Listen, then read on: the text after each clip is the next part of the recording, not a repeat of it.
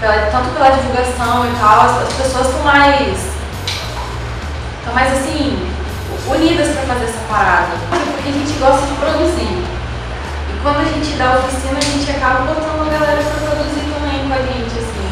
E a Reviravolta consegue concentrar ações de vários grupos, fazer com que esses grupos olhem para a sua própria produção, pensem como, de fato, se relacionarem com outras iniciativas.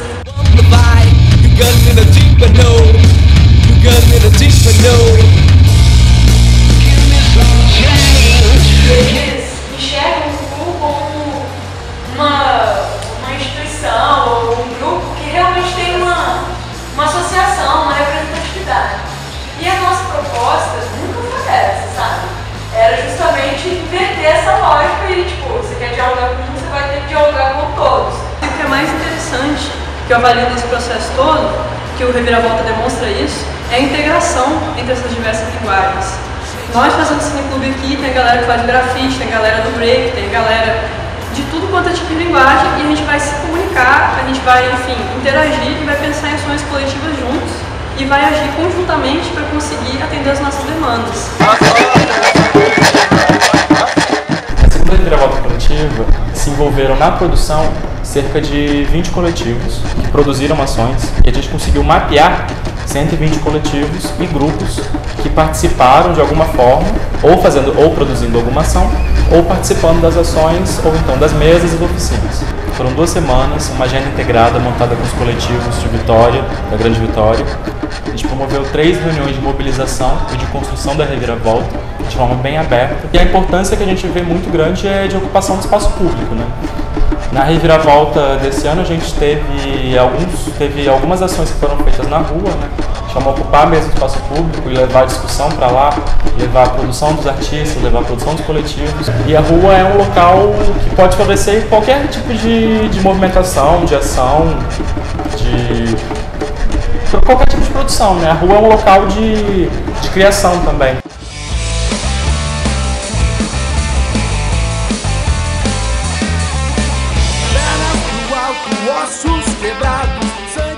Bom, o assédio coletivo ele surgiu em janeiro de 2012.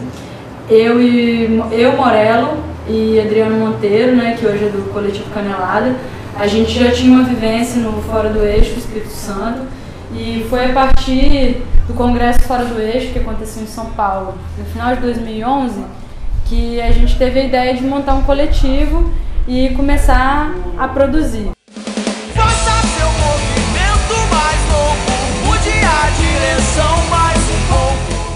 A gente montou o assédio coletivo inicialmente como um coletivo de bandas, e como a nossa primeira ação a gente definiu o Tarde no Bairro, o Festival Tarde no Bairro. No início era um festival de bandas, onde os integrantes das bandas eles ajudavam na montagem, na desmontagem do equipamento, e também os custos eram compartilhados. Os nossos principais objetivos eram trabalhar formação de público, espaço para tocar e formação de bandas, experimentalismo, essas coisas, né?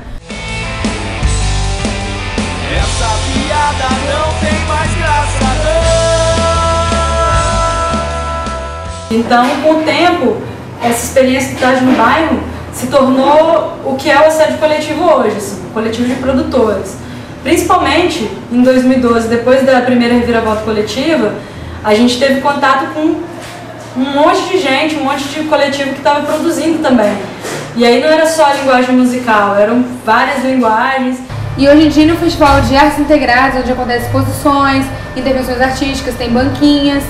E o legal também do Tarde no Bairro é que ele é um festival que também foi feito por outros coletivos. Foi feito pelo coletivo Gargalho Santa Teresa e foi feito pelo coletivo Canelada, que hoje tem o próprio evento, que é o Ponte de Cultura. O Tarde no Bairro, ao mesmo tempo que ele é um evento, ele também é uma intervenção urbana, ele também é uma ocupação da cidade. Por isso que eu acho que é um projeto muito legal de continuar por muito tempo.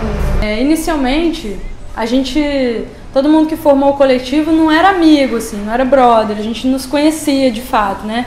A gente se via na cidade e tudo mais. Aí a partir do momento que a gente foi começando a trabalhar junto, fazer os eventos, cara, e tendo uma reunião por semana desde janeiro de 2012, a gente começou a desenvolver um outro tipo de relação, assim, né? Depois que o Assédio se tornou um coletivo de produtores, depois da primeira reviravolta, ficou quem tinha interesse em construir algo para além da sua banda, da sua linguagem. Assim. No grupo a gente tem 20 pessoas, mas a gente tem mais ou menos 15 que estão trabalhando direto, que participam da maioria das reuniões e tal. E eu acho que hoje o principal foco do Assédio Coletivo seriam os eventos mesmo culturais, assim, principalmente Tarde no Bairro, Reviravolta e essas noites que a gente tem feito. Uma das coisas que é interessante a gente falar também é que a gente trabalha nos nossos projetos com a arte e a música autoral, assim. Todas essas seleções que a gente faz são para fortalecer o próprio cenário, assim. Falar do processo de produção assim, e que envolve patrocínio, é muito louco, assim, porque explicar como que a gente consegue levantar um evento e finalizar ele sem custo, sem nada, é muito louco, assim, né?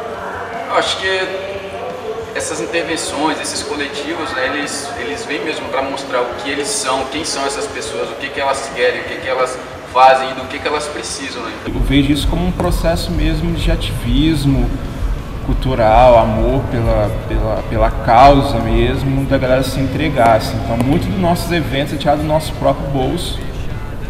Por exemplo, tem gente que não entra numa universidade federal. E aí esses coletivos atuando nas ruas, eles acabam tendo contato com pessoas que fazem parte desse meio universitário. E aí vai trocando essas informações, vão trocando essas ideias e eles vão crescendo junto, né? A questão da demanda do Estado foi tão grande que nesses últimos 2-3 anos teve um boom mesmo de criações de coletivos, né, de pessoas se mobilizando em formas de coletivo ou de uma organização para fazer algo pela cena a ponto de chamar realmente a atenção da imprensa, assim, sacou? Dança, dança, dança, desperta desejos. A galera que também tem banda, as pessoas que também são criadores, estarem tomando a iniciativa de criar um evento que é um reencontro, as pessoas podem trocar uma ideia, tocar sem muita pretensão, de fazer algo para 500 pessoas, ter obrigação de trazer um público, ter que ficar, sacou? É uma parada que não lembra um pouco as coisas que aconteciam 15 anos atrás, assim. O Sacou fala no fundo do coração. Eu acho que o Sacou é muito bom, que revitaliza o centro da cidade, gera, Sacou, traz, Sacou, mais vida pra cá, porque aqui, querendo ou não, aqui é lindo, tem uma estrutura, Sacou, maravilhosa.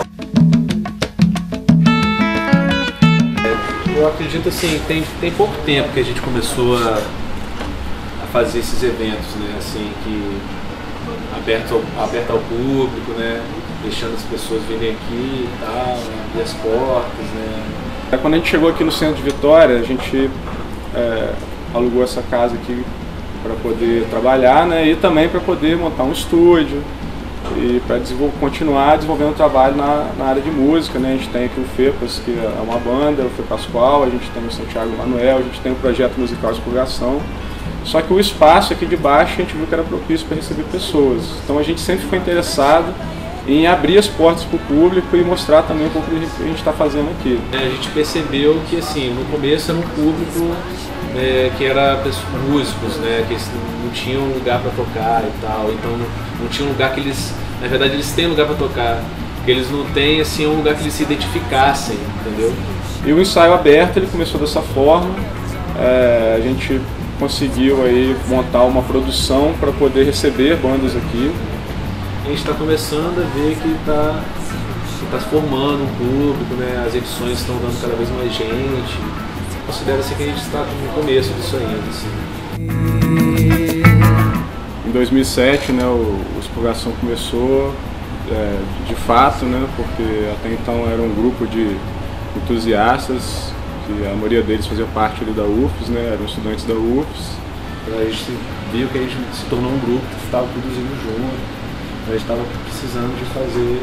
Acabou que a gente se enquadrou num coletivo, assim, mas não era uma pretensão assim, fazer um coletivo, assim, vamos ser um coletivo.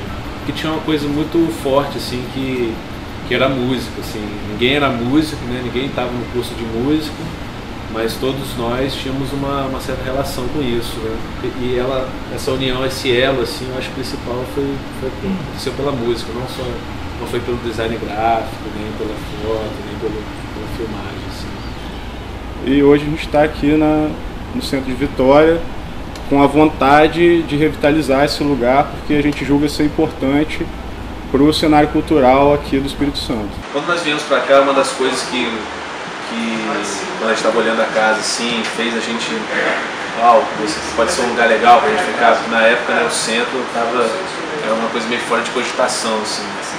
Foi que tinha aqui o Instituto Goya e o Instituto Poro, né, que são institutos que estão diretamente ligados a esses setores culturais, né?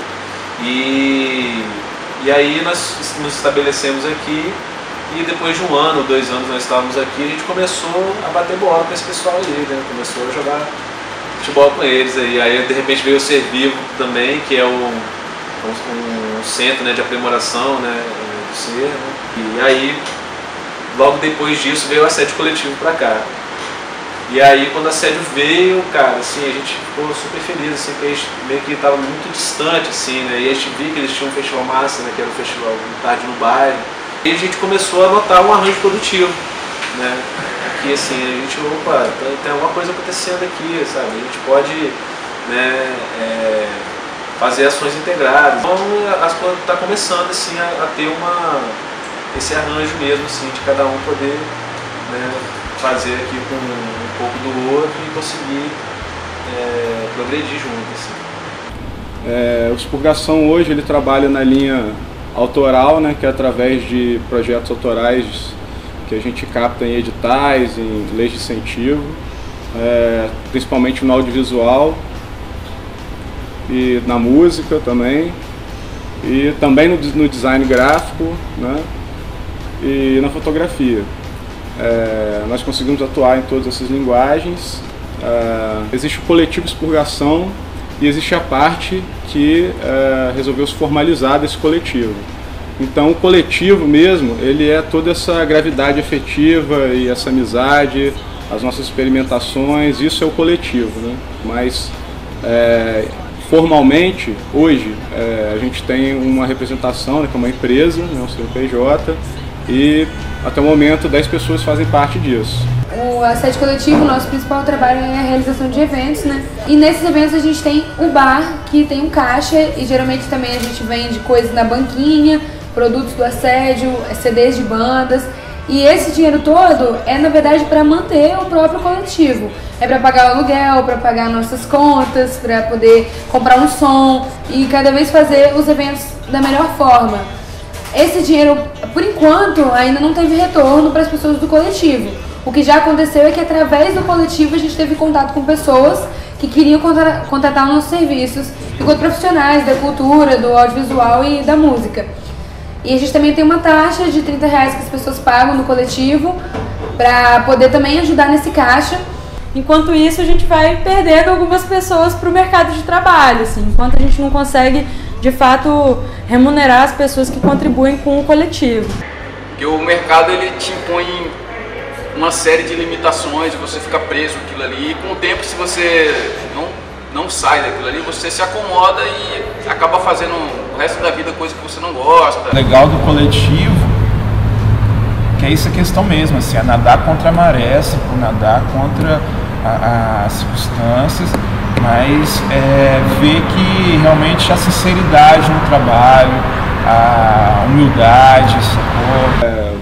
Aqui em Vitória tem um cenário cultural problemático, diria assim, né? Porque a gente tem problemas de infraestrutura para construir esses projetos, para fazer os projetos. Eu vejo que o cenário cultural de Vitória hoje, e vamos falar daqui do Espírito Santo de uma forma geral, ele ainda é muito restrito, né? Principalmente porque faltam algumas políticas públicas, né, que deem suporte a essa cultura e que dialoguem também com o conceito de economia criativa, que é a economia do conhecimento. O assédio, a gente começou com uma ação que era de ocupação do espaço público, né? Então, bicho, trabalhar o espaço público é dialogar não só com o poder público, mas com o bairro, com as pessoas, com iniciativa privada. Então a gente sempre teve essa premissa, assim, não julgar, vamos tentar dialogar primeiro e ver o que acontece. E aí nessa linha a gente tentou conversar diversas vezes com a Prefeitura de Vitória e a gente teve alguns problemas em relação a isso, assim. A gente foi impedido de ocupar um parque da cidade porque as pessoas que moravam perto do parque ligaram diretamente para o administrador e ameaçaram o cargo dele, retirar ele daquele cargo para que o festival não acontecesse mais. O governo público deveria fomentar isso, os caras negligenciam esse processo, mas não entendem que o processo cultural é um processo revolucionário, é um processo transformador, é um processo que impacta na violência, que impacta na questão da educação. Na verdade, falta muita coisa, assim, né? Falta muita coisa. A gente vem fazendo isso, né, vem mudando vidas, vem atraindo gente que não tinha oportunidade, né? Pessoas que encontraram na arte urbana assim, uma voz, né? Mas a gente não tem apoio, tem muito pouco incentivo, né? Ainda tem muita discriminação, tem muita lei contra o que a gente vem fazendo, né? Mas eu acredito que tem uma galera aí agora bem entrosada, que está construindo aí outros projetos, então a gente não deixou esse lugar aqui para estudar fora e por vários motivos, né? Por quê? Porque a gente acredita que a gente pode transformar ele. Eu costumo brincar que tem muita gente que escolhe viver no final de semana e trabalhar com uma coisa que odeia durante todo o resto da vida. Eu acho que eu escolho a vida, sacou? Eu escolho viver todos os dias e trabalhar com o que eu gosto, mesmo que isso não vá trazer um retorno financeiro direto ou ótimo, satisfatório, assim. A gente tem bastante coisa, bastante recurso, bastante conhecimento que a gente pode trocar e transformar, né, o lugar e principalmente a nossa cultura e a cultura do consumo e tudo isso aí numa cultura mais consciente. Bicho, eu faço o que eu faço porque eu acredito que o meu trabalho pode contribuir de alguma forma para a cidade, para as pessoas, para os artistas. Porque aqui dentro a gente meio que forma uma família, né, dentro do assédio. Você tem amigos, você tem pessoas com quem você pode trocar ideias sobre qualquer coisa, você tem uma diversidade muito grande de pensamentos, de ideologias, de formas de trabalho, né? É muito importante o artista se reconhecer como detentor do seu produto. Aquele que pode levar o produto para o público é ele. E ele é a melhor pessoa para passar essa mensagem. E é por isso que eu faço isso e espero continuar fazendo por muito tempo. E a gente tenta de alguma forma, assim, talvez sabemos que não vamos conseguir mudar a realidade, mas a gente contribui, nós fazemos a nossa parte. É isso.